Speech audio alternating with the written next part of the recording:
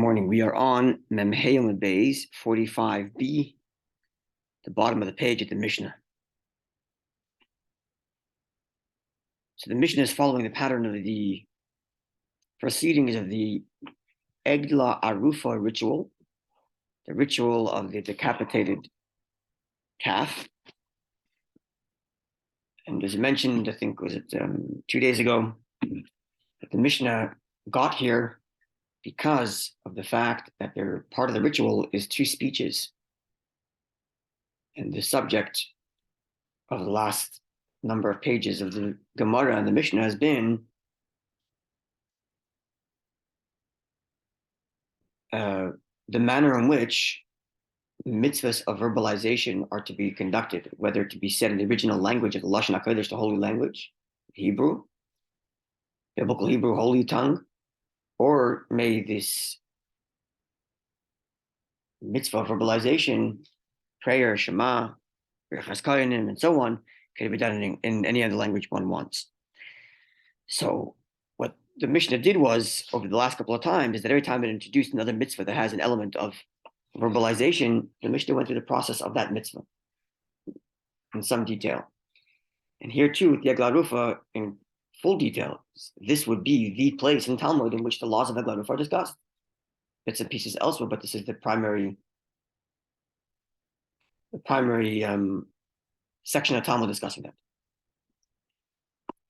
So it began then, the Mishnah began its discussion with the fact that it's to be said in the original Hebrew, but then went back to the beginning of the process to describe it from the beginning, yeah? Mm-hmm. That's the first thing the Mishnah did. The Mishnah said, there's another mitzvah called Egla Arufa where we have an element of speaking, and that speaking needs to be done in the original Hebrew. Now, what's Egla Arufa? Let's take you to the beginning. And I went on to describe where the corpse is found, what's the nature of the corpse, and then who are the judges that go out to measure, the fact that they have to measure, even though it seems to be obvious which was closer. What happens if the measurements are equal? Is Jerusalem a place for measure? If it's near the border, near a non-Jewish town, right? All the details of the measuring. Above, below, all details of the corpses. Now we know, now that the corpse qualifies and it's been measured, what's the next step? And that's what the Mishnah does now. So you'll see about, 1, 2, 3, 4, 5, 6, 7 lines, 6 lines on the bottom of the page. There's the big bold letters, Mem, Saf, Nun, Yud, and an apostrophe which stands for Masnisa in our Mishnah. Masnisa in our Mishnah begins as follows. Nifteru Zikne Yerushalayim. The elders of Jerusalem, Nifteru means like they're exempt, they're dismissed, not in the negative sense, in the sense that they have fulfilled their obligation, they have measured, they have determined which city is responsible to do the Egla Arufa right, and they go on their way. Discharge of their duties, which is an interesting kind of phrasing. It almost sounds as if they have to leave. They can't stay around. Maybe they could, maybe they can't. But the language certainly sounds like they have to leave, which perhaps in and of itself is a lesson in leadership. When you're in a position of leadership, you have to know when to step up and lead, right? It's time to come out. Don't sit in your ivory tower of scholarship out in Jerusalem. There's a community suffering. Get up and go out there, find the corpse, and set them on their path. But once you set them on their path, you have to step back and allow them to do it. This is a mistake sometimes leaders make in wanting to lead all the way to the end and not allowing anybody else to fulfill their role in their leadership. So there's essential authority of Yerushalayim, and it's the leading authority. So it comes out and it's got to set the path straight. But once that city has its path chartered, its course of direction of where they should go set out, step back and allow the local leadership to look at, take care of it. It's a lesson in leadership to know when to step in and when to step back to allow others to lead. Right? It's hard to know what job to take, and it's also hard to know when to retire. When it's time to allow the next person to play his role. especially when you're at this higher authority of leadership, it can sometimes get difficult to allow the local leader or the younger leader to take the place. That's what the Mishnah says here. They did their job. Now, step aside and allow the local leadership to play its role. And then Zikna Oisa'ir, the people of the local city that's been determined as the one that's closest after the measuring of the elders of Jerusalem, Mevian Eglas Bakar, they now bring a calf of cattle. I'm going to note that a calf is is defined as being, was it 1 year or 2 years? Less than 1 year. Less than 1 year. We're going to put a pin in that. We're going to come to that when we get to the Gemara. It's a 1 year old calf. Now, this 1 year old calf, Ashaloi Mashcha Ba'oil, has to be the kind of calf that never carried a yoke. No work ever done. Ve'ein hamum poisel ba, and there's no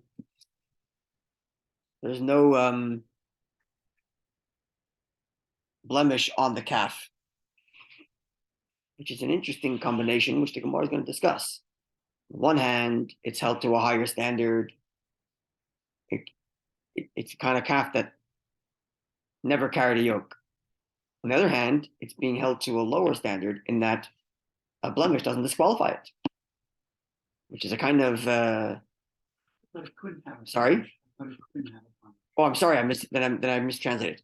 Ein mumum poisaba. A blemish does not disqualify it, which means it can have one. I'm sorry if I misspoke earlier. So there's a kind of dichotomy here. On the one hand, it's being held to a higher standard, no work to be ever done on the calf. On the other hand, it's being held to a lower standard. If it has a blemish, it's no big deal. And based on the Hasidic interpretation that we learned from the Tzemach Tzedek, it would make sense. Right? The ritual of Eglah Ruf, as we explained, is to acknowledge the space of evil and cast it away. So on the one hand, we want to find the calf that never did any work. In the same way, we want to do it on the ground that was never worked, to indicate this is a place of negativity. No production here. There's no healthy production here. No yoke ever carried. It never produced anything positive. It exists, but it's negative. Right? Like he explained there in the Maimer, and he explained there in the discourse, that's the reason why it's to be done in a land that was never worked and should never be worked after. To indicate that klipa, that negativity, doesn't have any healthy production. So perhaps for the same reason, the calf doesn't carry a yoke, to indicate the same point. We have to acknowledge klipa's position, but we're not going to give it that authority or that allure of, oh, well, it has some value. It produced something good. Nope. Never carried a yoke. On the other hand, so it has a blemish. Good, let it have a blemish. Let the clip have a blemish. It's not so perfect. Good, exactly. It's not so perfect. Right? Our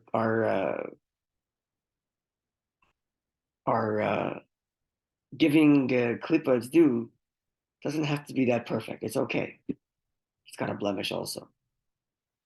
That perhaps explains this dichotomy. And the Gemara is going to dig even deeper into that in terms of comparing it to the paraduma. Where the paraduma, like we learned there, is outside of the temple, but facing towards the temple, because we're going to the lowest place of negativity and elevating it towards the temple. So for there can't be a blemish. And there it's held to the highest standard. Got to be absolutely perfect. If you want to elevate the worst and lowest space, it's got to be perfect, squeaky clean. Right? So yeah, there's differences based on what the objective of these offerings are. You also have similarity with that. It's outside. Also, it doesn't carry a yoke. Yeah. I think the yeah. Right. Well, we learned in the Maimer there that paraduma, the paraduma also goes to the lowest places, but instead of casting it away, it's being elevated. In the Eglah Ruf, we're going to the lowest place and casting away. In the paraduma, we're going to the lowest place and elevating. So we're going to the lowest place, and therefore no yoke, because there's no positive production. But because we're elevating it, it's got to be perfect, no blemish. Whereas by the Egla Rufa, we're going to the lowest place, and therefore no yoke, because there's no value there. But it doesn't have to be perfect, because we're casting it away anyway. Right. Maybe there's that's right. There's the hybrid. That's correct. That's right. We looked at the Paradim was a hybrid. Hybrid, yeah. Yeah. So maybe that's the difference here, and that's why there's this interesting distinction. And the Gemara is going to get more into the comparison and the similarity to Egla Rufa, between Egla Rufa and the Paraduma and the red heifer.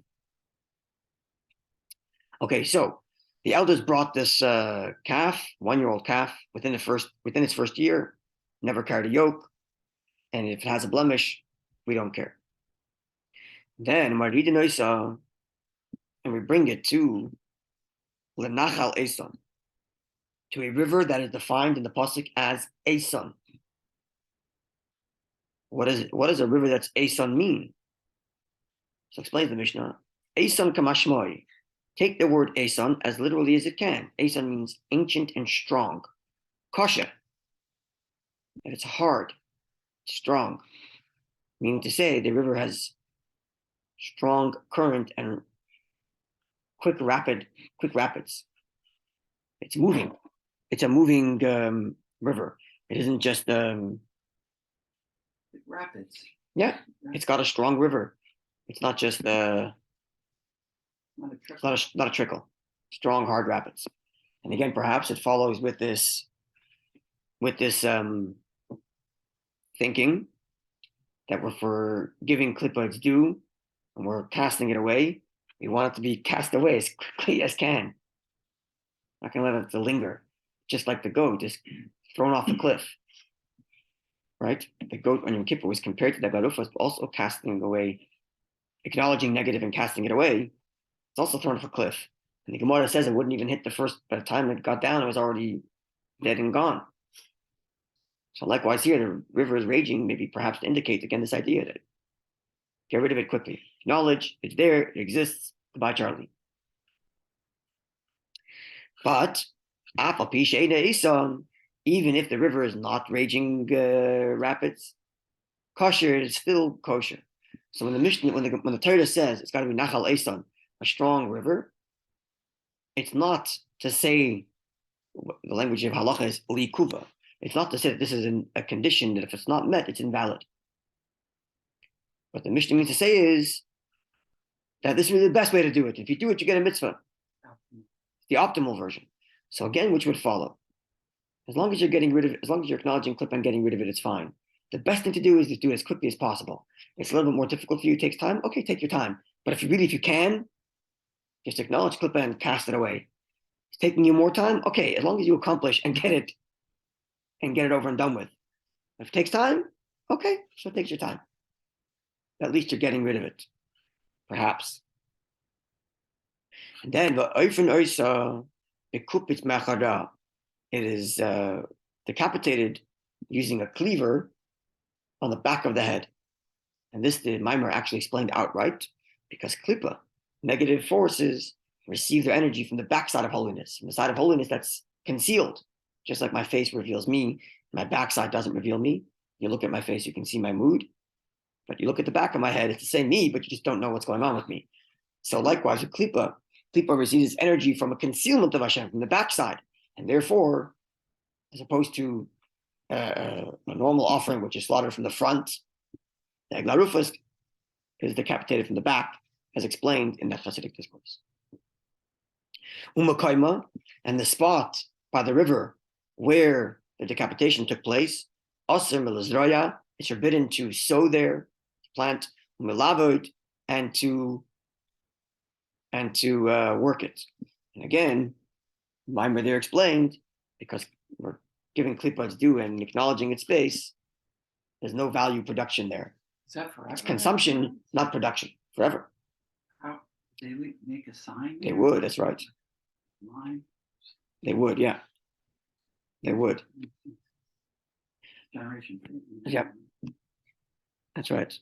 And as we explained in the Maimer there, this is because klippa is consumption and not production. It's selfish klippa. It takes, doesn't produce. And thus, no working on that land. But says the Mishnah, mutter, it's permissible lisrek sham pishton, to like lisrek means to like comb flax, the lenaka sham avonim, and to maybe cut stone or to wash stone. Right? Where's Rashi there? On that area? On that spot. Where's Rashi? Yeah. So Rashi explains he's using these examples, as the Gemara is going to explain, because these are work that's done on the ground, not with the ground. So the prohibition is to work at the ground shouldn't produce anything. But upon the ground, Use the ground. that's right. Not the ground. That's right. Not the- Klippa doesn't produce. If you're dancing on top of Klippa and clean and making things go well, great. I don't know. I'm just suggesting maybe. Okay. Then the proceeding continues. So they brought the calf. We don't care if it has a mum. We don't care if it has a blemish. It never carried a yoke. We're at optimally a raging river. It's not. It's still okay. And it's decapitated from the back of the head using a cleaver. That spot, no more working effort. No more production from that spot. And the next step is Zikne Oisair, the elders of that city, they wash their hands, b'makim arifa, in the b'makim arifa shel egla, in the spot where they decapitated the calf. And they say, and here's the Hebrew speech they have to give, using the very words of the holy tongue of Lashon HaKodesh. They say, Yadenu, our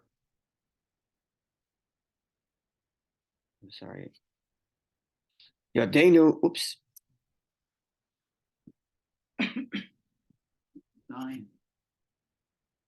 Just the screen here got fixed, I think. Yadenu, our hands, this is the pasuk. This is the word they have to read. Yadenu, our hands, like shafchas adam hazeh, did not shed this blood. They nenu, and our eyes, like ra'u, did not see. End quote.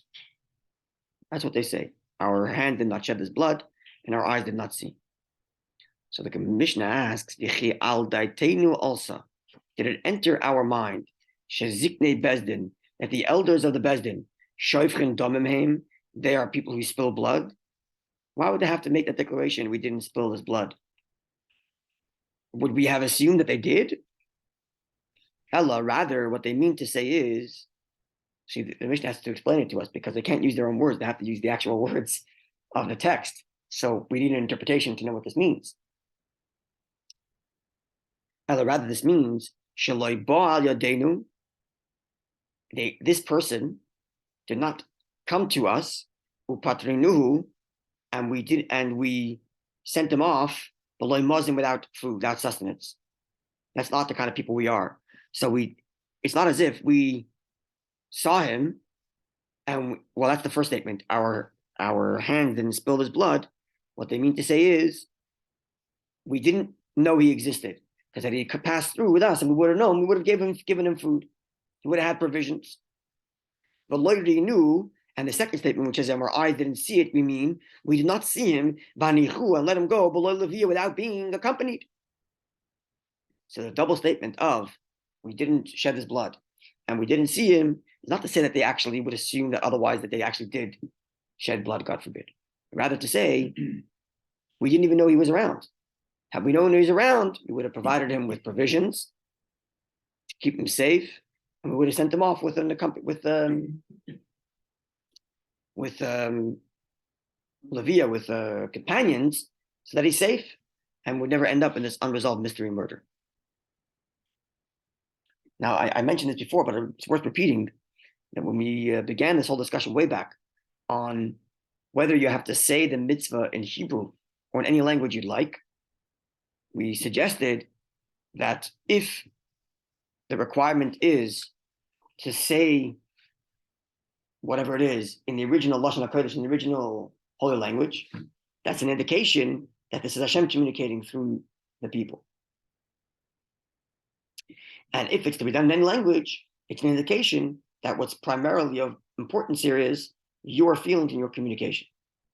And the model, the classic model for these two is the Birchas Kohanim, the blessing of the Kohanim, which is Hashem's words through the Kohanim, versus prayer, which is our words to God. And indeed, That means you can say it in any language. that's correct. Prayer is like the mitzvah that can be said in any language. And Birchas Kohanim, the blessing of the Kohanim, is the mitzvah that cannot be said in any other language. Based on the giving of the Torah, right? It's derived from the fact that the giving of the Torah was in the original language, because the giving of the Torah is God's words. Now here, it's interesting. They're saying it's not our fault, and yet they're saying it in the holy language. So it's Hashem's words. What's happening? And perhaps, we suggested this when we learned this a while back, perhaps Hashem is saying that just as you, the Jewish people, bear responsibility to some degree for mishaps, even though you didn't do it. But it happened in your region. These elders are responsible because it happened in their region. And to some degree, the leaders from Yerushalayim are responsible. They got to come out of measure because it happened in Israel. And they should be running and operating a safe country. And the locals should be operating and running a safe city. So to some degree, they bear responsibility, which is why they have to wash their hands clean and get this atonement, as we're about to read in a second, the Kohanim providing atonement. So Hashem says, the same way you bear responsibility, even though you didn't do it, so do I. Hashem himself, as it were, takes responsibility for the mishaps of Jewish people because he made us this way. He made us this way. Right? And like the Gemara famously says, that Hashem regrets making the Yetzer Hara. Imagine Hashem has a regret, but he still didn't get rid of it. But he regrets making it. As if to say, look, the process of life, as Hashem designs it and desires it and wants it, is such that there has to be a Yetzer Hara. It's the design of life, there has to be that challenging and evil inclination, which means we're going to fail sometimes. And because of that, Hashem says, I bear some of the responsibility here. I bear some of the responsibility. And Hashem further says, it's still worth it. Even with all the mishaps that your Yetzer Hara is going to bring about, it's still worth sending your neshama down to the world for the times that you're going to do the right thing. Completely, fully worth it. So perhaps, therefore, this is said in Lashon HaKodesh to indicate that the same way the Jewish people themselves are responsible for some behavior that isn't necessarily theirs, so it is. Hashem says, to some degree, I also bear the responsibility of behavior that isn't even mine, it's the Jewish people's mishaps. But I bear the responsibility for that too. So Hashem himself is part of the process in these Hebrew, in this holy tongue, in this language, a part of the process of atonement, along with the Jewish leadership. Which leads to the second speech. Top of Memvav and Aleph, top of 46a. The Kohanim and the Kohanim, who the Torah says have to be there as well. They say, Kaper la'amcha Yisrael, atone for your people Israel, asher padisa, which you have redeemed. Val titin damnaki bekerev amecha, and do not let clean blood or like innocent blood amongst your people, Yisrael, Israel. End quote of the Kohanim speech. It's the whole thing I have to say. That's a direct line, directly quote from the verse. Atone for your people, Israel, who you have redeemed, and don't allow innocent blood amongst your people. Now, the verse continues with two more words. And the next two words are, v'nechaper lahem, and it shall atone for them. So it could, in theory, be part of the speech. Atone for your people Israel that you have redeemed. Do not allow innocent blood amongst your people Israel, and it shall be atoned for them. In theory, that could be part of the speech. But says the Mishnah, Lo yoyu tzrichim loymar, v'nechaper lahem. They did not need to say those two words, and they shall be atoned for them. Like the people are atoned, or this shall be an atonement for them. That was not part of the speech, even though it's in the verse. And the blood shall be atoned for them. Sorry, that third word, not the two words, three words. And the blood shall be atoned for them. It's not part of the speech, even though it's in the verse. Ella, rather, and this further supports what I was saying earlier, Ruach HaKodesh Mivas Sasran. The holiness of Hashem is telling us through Torah. Shetasu kacha, when you do this process of Egla Rufa, Adam eskaper lahem, the blood is atoned for you.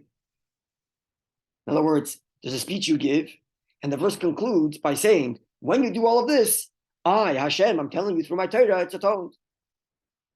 So here's almost like literally the Gemara is saying that Hashem himself is like talking in the process. There's the speech of the elders, our hands are washed. We didn't spill his blood. In Lashon HaKodesh. There's a speech of the Kohanim, which say, let the people be atoned. And then there's Hashem's speech. The Torah, the Gemara is telling us that the last 3 words of the Pasuk, where it says that the blood should be atoned for them, is God speaking and saying, you've done your right, R-I-T-E, you've done what you had to, you're atoned. Hashem is saying, I know you messed up. I know there was a mistake that happened here. I know there's klipa. I created klipa. You did what you had to. You acknowledged it and cast it away. You're atoned. It's still there. I know. You're atoned. Perhaps this is the part of that conversation where Hashem is saying that if you do this process on the spiritual level, acknowledging the areas of negativity, and you cast it away and say, I know there's negativity. You exist there. Leave me alone. So Hashem says you treat Klippa that way, you're atoned. I know mistakes happened. I know Klippa still exists. I made it. But you're treating it the way you're supposed to. You're pushing it into the corner that it belongs. Good, you're atoned. This is perhaps the depth and the meaning of the conversation. Why wouldn't that be part of the Kohanim? It's interesting. Why wouldn't it, right? The Kohanim, as we learned in Perfect Kohanim, Yeah. They're just the mouthpiece for Hashem. So yeah. Whatever they say is just a transmission of Yeah. Hashem. Why would you need a separate? It's a very good question. Hashem? It's a very good question. And perhaps that means that this is in a deeper communication from Hashem that cannot be transmitted by a human. Direct line from Hashem. Maybe perhaps indicating an even deeper level of Hashem saying, I know how difficult it is to deal with Klippa. I know it's very difficult to deal with Klippa. I created it. I know how hard it is. And I regret that Yetzer Hara Klippa that I created. But it has to be there. And I know it's difficult, but you're doing the right thing. You're treating it right. And if you treat it right, notwithstanding the fact that it's there and it's difficult and there's a dead body here, there's a sin that we're looking at. There's a mistake we're looking at. You're atoned because you're treating it and you're handling it correctly. Hashem is taking responsibility. There it is. Kohanim, it's not. There it is. So when it's right. He's So just when we, saying, okay, you guys not whatever, I'll transmit it. But I'm out of the picture. yeah, that's right. Here I'm Partly in this, I'm in this struggle with you. Speak to you directly. I am with you in your struggles. You know, the Gemara said that when the Jews are going to Edom, the presence of Hashem goes with them.